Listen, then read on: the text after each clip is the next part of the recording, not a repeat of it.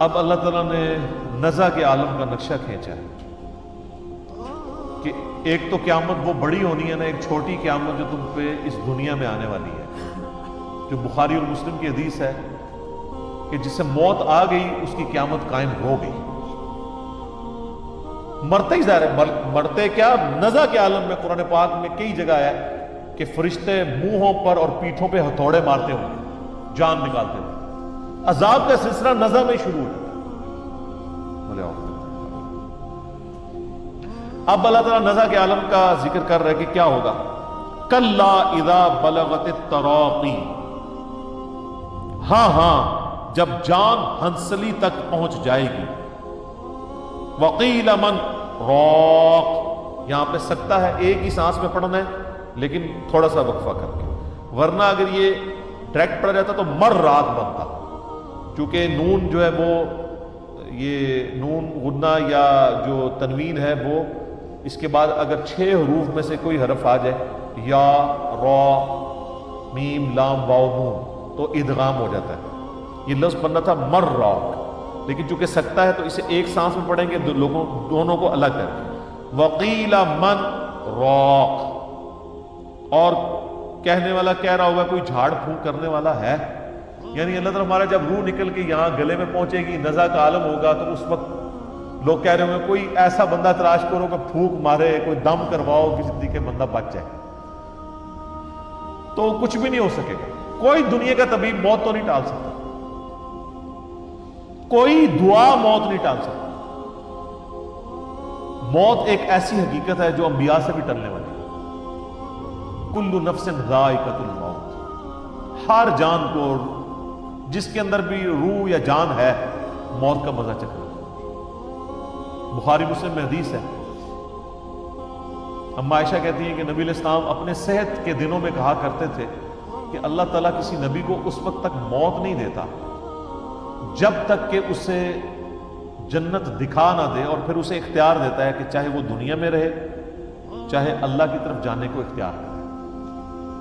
تو کہتے ہیں میں یہ اکثر حدیث سنتی تھی، اور جب آپ علیہ السلام پہ نزع کا عالم طاری ہوا تو آپ علیہ السلام بار بار یوں نگاہ اوپر اٹھاتے تھے، تو مجھے لگا کہ یہ وہ وقت ہے کہ نبی علیہ السلام کو یہ آفر کی جائے۔ بلکہ اس سے پہلے ہی بخاری میں آتا ہے کہ نبی علیہ السلام نے ایک دن یعنی خطبہ دیا، اس میں آپ علیہ السلام نے وہ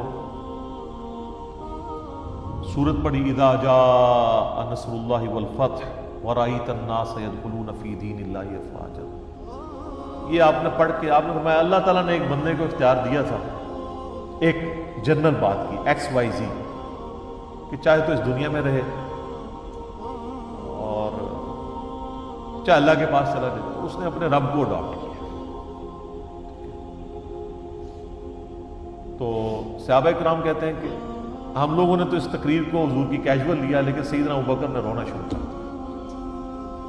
تو صحابہ کہتے ہیں ہم دل میں سوچنے لگے کہ اس بوڑھے کو کیا ہوا ہے، حضور نے کون سی ایسی بات کی، لیکن سیدنا ابوبکر بہت سمجھدار تھے، انہیں بات سمجھ آ گئی تھی کہ نبی علیہ السلام اپنی بات کر رہے ہیں، اب آپ زیادہ عرصہ ہمیں نہیں رہیں گے۔ تو اللہ تعالیٰ ماتا کہ جب یہ موت کا وقت آتا ہے نا تو لوگ پھر جھاڑ پھونک والے کو بھی تلاش کرتے ہیں، تو موت جس پہ طاری ہو رہی ہوتی ہے اس کی کیفیت کیا ہوتی ہے، وَظَنَّ أَنَّهُ الْفِرَاقُ، اسے سمجھ آ جاتی ہے کہ بس اب آ پہنچی ہے جدائی کی گھڑی، ہائے ہائے، اسے پتہ چل جاتا ہے کہ بھائی اب کام ختم، اب ریورس نہیں لگنا۔ اور یہی وہ لمحہ ہے جس کے بارے میں جامع ترمذی میں حدیث ہے کہ موت کے غرغرے سے پہلے پہلے توبہ قبول ہے۔ جب موت کا غرہ آتا ہے تو پھر نظر آ جاتا ہے نا، جنتیوں کو جنتی فرشتے نظر آ جاتے ہیں۔ میرا آپ لیکچر سنیں نا عذاب قبر کے اوپر، مسئلہ 117A اور B، 117A میں نے 10 آیات سے عذاب قبر ثابت کیا، اور 117B میں 17 حدیث بخاری مسلم سے پیش کی ہیں، کچھ ابو داؤد ترمذی سے، جس میں میں نے ایک نیک بندے کی جب روح نکلنے لگتی ہے اس کے ساتھ کیا معاملات ہوتے ہیں، اور ایک برے بندے کی روح، تو اس میں آپ حدیث میں دیکھیں تو وہ لوگوں کو نظر آ جاتا ہے کہ اب ہمارے ساتھ کیا معاملہ ہونے والا ہے، تو اسے تو گمان ہو جاتا ہے کہ میری آخری گھڑی آ پہنچی۔ وَالْتَفَّتِ السَّاقُ بِالسَّاقِ، اور پنڈلی پنڈلی سے جڑ جاتا ہے۔ آپ پتہ ہے یہ جو روح نکلتی ہے نا یہ پاؤں کی طرف سے نکلتی ہے، یوں نکل کے یوں جاتی ہے، اور جب وہ ایگزیکٹ کیفیت طاری ہوتی ہے، جن لوگوں نے یہ آبزرویشن کی ہوئی ہے، کئی لوگ ہمارے بھی جاننے والوں میں، کہ وہ نزع کے وقت جب روح نکل رہی ہوتی ہے اس وقت وہ یعنی اس مردے کے پاس موجود ہوں ایگزیکٹ اس وقت میں، وہ جو کیفیت طاری ہوتی ہے وہ بالکل اسی طریقے سے ہوتی ہے کہ ایسے ٹانگوں جو ہیں وہ انسان کی ایسے جڑ جاتی ہیں، پنڈلی سے پنڈلی مل جاتی ہے ایسے، اور پھر یوں نکلتی ہے روح۔ ظاہر ہے وہ روح نکلنا تو پھر جناب بڑا مشکل کام ہے۔ تو میں نے بتایا نا کہ وہ روح جب ایسے نکلتی ہے، جو فاسق کی روح تو پھر ایسے نکلتی ہے، سنن نسائی میں ابو داؤد میں حدیث ہے کہ گویا کوئی شخص جو ہے وہ کانٹے والی چیز روئی میں داخل کر کے اس کو کھینچے، تو وہ کس طریقے سے ایک تار تار ہوتا ہے انسان۔ اللہ تعالیٰ موت کی سختیاں آسان فرمائے۔ پنڈلی سے پنڈلی جڑ جائے گی۔ الی ربک یومئذ المساق، اب تمہارے رب کی طرف کوچ کا وقت آ چکا، یعنی اللہ تعالیٰ فرماتا ہے جب یہ حالت ہوگی تو انسان کو پتہ چل جائے گا اب میں اپنے رب کے حضور پیش ہوں گا۔ اب اگر تو وہ شخص گناہگار ہے تو اس کے ساتھ کیا معاملہ ہونے والا؟ فلا صدق ولا صلی، نہ تو تو نے تصدیق کی اور نہ نماز پڑھی، یعنی سچائی کی تصدیق نہیں کی، پیغمبروں کی باتوں کو سیریس نہیں لیا، خدا کے لیے نماز نہیں پڑھی۔ ولیکن کذب وتولی، بلکہ تو حق جھٹلاتا رہا اور منہ پھیرتا رہا۔ ثم ذهب الى اهله يتمطى، اور تو بڑے نخرے کے ساتھ اپنے گھر والوں کی طرف لوٹتا رہا۔ نبی علیہ السلام کی مجالس میں بھی بیٹھتے تھے نا، سنتے تھے، بات اٹریکٹ بھی کرتی تھی، پھر اسی اکڑ میں اپنے گھر والوں کے پاس آتے تھے بڑے نخرے کے ساتھ کہ ہاں جی ہو کے آئے ہیں، کوئی بات میں وزن ہی نہیں۔ نعوذ باللہ۔ اولا لک فاولا، تیری خرابی آ لگی ہے تیری خرابی۔ ثم اولا لک فاولا، تیری خرابی کا وقت آ چکا، پھر تیری خرابی کا وقت آ چکا۔ یہ 4 دفعہ ہے کہ آپ خیر منا لیں۔ ایحسب الانسان ان یترک سدی، کیا انسان یہ خیال کرتا ہے کہ اسے اسی طریقے سے چھوڑ دیا جائے گا؟ یعنی اللہ تعالیٰ نے بنا کے چھوڑ دیا ہے، یہ شتر بے مہار ہے، اس کو اللہ تعالیٰ نے اپنی مرضی پہ چھوڑ دیا، اس کو کوئی پوچھنے والا نہیں ہے۔ افحسبتم انما خلقناکم عبثا، کیا تو نے یہ گمان کیا کہ ہم نے تجھے فضولی پیدا کر دیا اور تجھے لوٹ کے ہماری طرف نہیں آنا؟ یہ وہی چیز ہے۔ الم یکن نطفۃ من منی یمنی، کیا انسان منی کا ایک بے قدر قطرہ نہیں تھا جو ٹپکایا گیا تھا؟ انسان کی حقیقت یہ تھی، ایک بے قدر، جیسے ایک بے قدر بیج زمین میں بویا جاتا ہے اس سے درخت نکلتا ہے، انسان بھی ایک بے قدر منی کا قطرہ تھا جو ٹپکایا گیا تھا۔ ثم کان علقۃ فخلق فسوى، پھر وہ علقہ بن گیا، لوتھڑا بن گیا،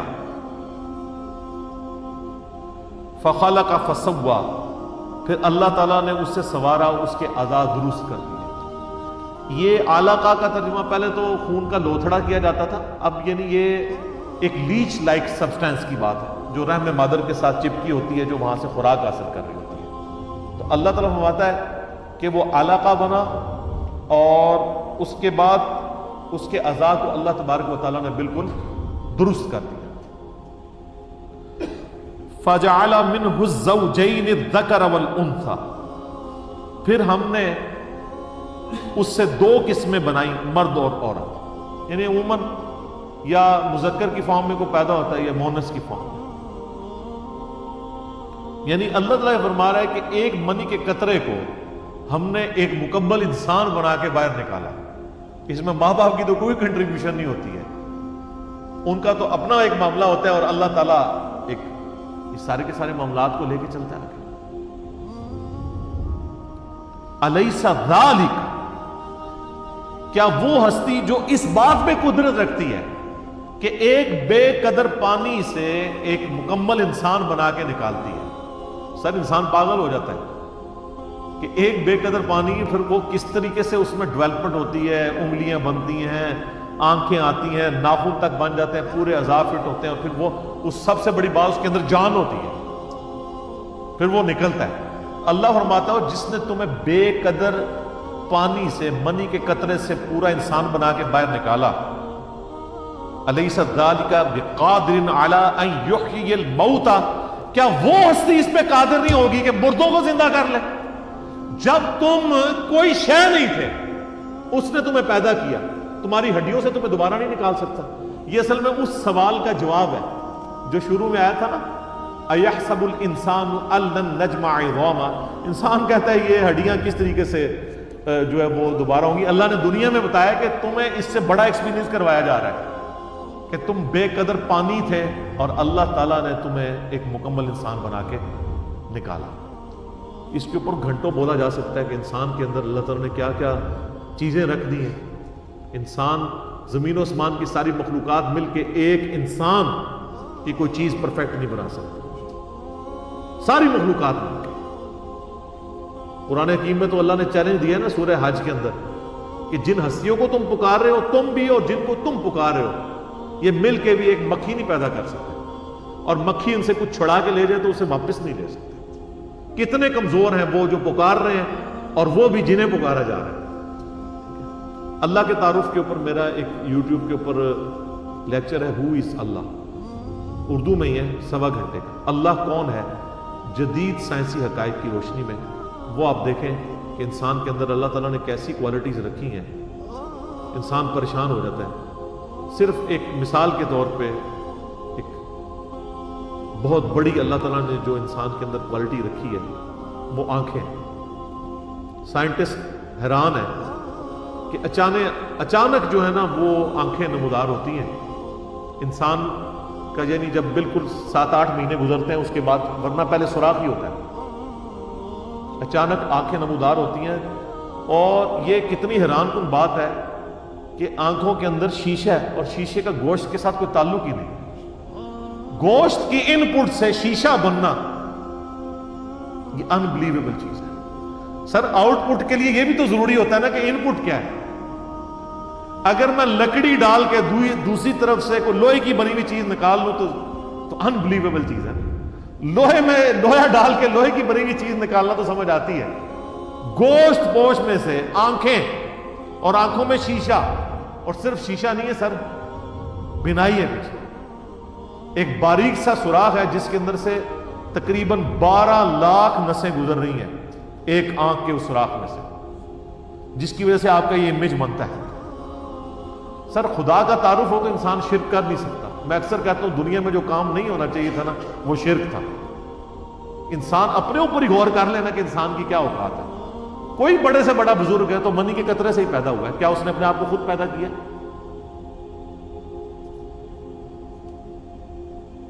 مجھے وہ ضمن واقعہ یاد آ گیا، حجاج بن یوسف بڑا اکڑ کے چل رہا تھا، طاؤس تابعی تھے، عبداللہ ابن عباس کے شاگرد تھے، تو وہ ان کے پاس وہ اپنی مستی میں جا رہے تھے۔ اب دوسرے لوگ تو دیکھ کے راستہ چھوڑ دیتے تھے، وہ اپنا اسی طریقے سے درویشی میں جا رہے تھے۔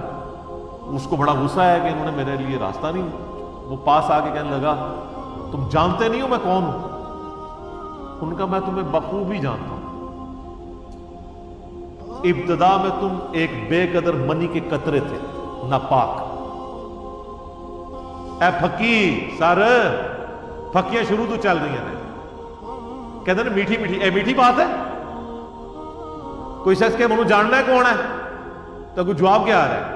میں بڑی اچھی طرح جانتا ہوں تو ابتدا میں ایک بے قدر پانی منی کا قطرہ تھا، پھر تو اپنے باپ کی شرمگاہ سے نکلا اور ماں کی شرمگاہ کے ذریعے ماں کے رحم تک پہنچا، اور اس کے بعد پھر اللہ تعالیٰ نے تجھے بڑا کر کے اسی شرمگاہ سے باہر نکالا، اور بننے کے بعد تو ایک گلا سڑا مردہ ہوگا جس میں تعفن پھیلا ہوگا۔ سر یہی ہوتا ہے نا، ہڈیاں بن جاتی ہیں نا، گل سڑ جاتا ہے سب کچھ۔ یہ تیری ابتدا اور انتہا تھی، اور اس کے دوران تیرے پیٹ میں ہر وقت پاخانے کا بوجھ ہے تو جو تو اٹھائی پھرتا ہے، اگر تو وہ باہر نہ نکالے تو تو اپنا وقت بھی نہیں گزار سکتا۔ تجھے میں بڑے اچھی طرح سے جانتا ہوں، کتنی پھکی ہیں، ہر وقت پاخانہ اٹھائے پھرتا ہے، اور ابتدا بھی ایک گندا قطرہ تھا اور مر کے جو ہے وہ گل سڑ کے ایک مردہ بن جائے۔ تو حجاج ابن یوسف جس کی زبان اتنی لمبی تھی اور اتنا ظالم تھا، اس پہ ایسا روب طاری ہوا. سر موت آپ کسی کو یاد کروائیں نا, بڑے بڑوں پہ روب طاری ہو جاتا ہے. تو اس کا سر مرنا ہے, آپ نے بھی مرنا ہے, میں نے بھی مرنا ہے, میں نے اللہ کو منہ دکھانا ہے, تو میں تیاری کر رہا ہوں, مرنا نہیں ہے. وہ کہتے ہیں سب کے چہرے فاق ہو. اصل میں ان لوگوں نے کبھی سوچا نہیں ہوتا کہ ہم نے مرنا ہے. جب ایک دفعہ کو یاد کروا دینا, سر چھٹی کا دودھ یاد آ جاتا ہے. اس لیے موت کا راگ راپنے کی ضرورت ہے. چوراہوں پہ کھڑے ہو کے, چھتوں پہ چڑھ کے ایک ہی بات کرنے کی ضرورت ہے کہ مرنا ہے. جب مرنا ہے تو سر پھر آپ اپنی مرضی کی زندگی نہیں گزار سکتے, پھر خدا کی مرضی کی زندگی گزاریں گے. اگر مرنے کی تلوار ہٹ جائے تو جو مرضی کریں. میں اکثر کہتا ہوں, میرے ایک یوٹیوب پہ کلپ بھی ہے, خدا انسان کی ضرورت کیوں ہے. تو میں نے اس میں بتایا تھا کہ انسان کی ضرورت اللہ اس لیے ہے کہ ہمیں موت آ جاتی ہے. اگر موت نہ آئے, اگر کوئی بیماری اور پریشانی نہ آئے, تو خدا میری ضرورت ہی نہیں ہے. آپ ایک لمحے کے لیے امیجن کریں کہ آپ مرے بھی کوئی نہ اور آپ کو پریشانی بھی کوئی نہ آئے, تو سر یہاں ہم کیوں 100-150 لوگ بیٹھے ہوئے, کرو کر ہی جاؤ. پریشانی بھی کوئی نہیں, موت بھی کوئی نہیں, جو مرضی کرو. تو خدا آپ کی ضرورت ہی نہیں ہے, پھر کس نے نماز پڑھنی ہے. اگر کوئی شخص اس کو موت نہ آئے اور پریشانی کوئی نہ آئے, تو سر خدا کیسے میری ضرورت ہے. میری ضرورت ہے اس لیے ہے کہ میں نے مر جانا ہے, یہ تلوار لٹکی اللہ کے حضور پیش ہونا ہے. اور پریشانی ہر وقت کسی وقت بھی گیچی مروڑ سکتا ہے, بیماری آ سکتی ہے, بڑھاپا آ سکتا ہے. اور سر یہ خواہش آپ کی جنت میں اللہ پوری کرے گا. صحیح مسلم کی حدیث ہے, جب جنتی جنت میں داخل ہوں گے تو ان کو خوشخبری ملے گی کہ تمہیں مبارک ہو اللہ کی طرف سے, آج کے بعد تمہیں موت نہیں آئے گی, ہمیشہ زندہ رہو گے. آج کے بعد تم بوڑھے نہیں ہوگے, ہمیشہ جوان رہو گے, 30 سال عمر رہے گی. آج کے بعد تم کبھی بیمار نہیں پڑو گے, ہمیشہ تندرست رہو گے. بیماری بھی کوئی نہیں, بڑھاپا بھی کوئی نہیں, موت بھی کوئی نہیں. آج کے بعد تم کبھی بدحال نہیں ہوگے, ہمیشہ خوشحال رہو گے. اور ایک اور حدیث کے اندر بخاری مسلم کی 5ویں چیز بھی یہی ہے کہ آج کے بعد تمہارا رب تم سے کبھی ناراض نہیں ہوگا, ہمیشہ ہی راضی رہے گا. دنیا میں انسان کی ٹینشن کیا ہوتی ہے, یار یہ کہ اللہ ناراض نہ ہو جائے. جنت میں کوئی ایسا کام نہیں جسے اللہ ناراض ہوتا ہو. ہر کام ہی ایسا ہے. دنیا میں سونا حرام, آخرت میں حلال. دنیا میں 4 سے زیادہ بیویاں کرنا حرام, آخرت میں بے شمار. دنیا میں ریشم حرام, آخرت میں حلال. دنیا میں نماز فرض, آخرت میں کوئی نہیں. دنیا میں پخانے کی کمزوری, بخاری مسلم میں حدیث ہے, آخرت میں انسان کھائے گا ایک خوشبودار ڈکار آئے گی, ڈکار بھی خوشبودار, سب کچھ ہضم, کوئی پخانا نہیں. تو کوئی تکلیف جس چیز کا نام ہے نا, وہ جنت میں نہیں. تو یہ اللہ تعالیٰ کی بڑی مہربانی ہے کہ اللہ تعالیٰ آپ کو بہت بڑا سٹیٹس دینے والا ہے. یہ اس کی مہربانی ہے کہ وہ تو خود اکیلا تھا, لیکن اس نے اپنی کوالٹیز میں جنت میں آپ کو بھی شریک کر لیا ہے. مخلوق اور خالق کا فرق اپنی جگہ موجود ہے, لیکن اس کی کوالٹی کیا تھی, موت نہیں آئے گی. اس نے کہا چل تجھے بھی نہیں آئے گی. ٹھیک ہے, اس کی کوالٹی تھی کہ جو چاہتا تھا وہ کر دیتا تھا. چل تجھے بھی یہ کوالٹی, جو تو خواہش کرے گا تجھے مل جائے گا.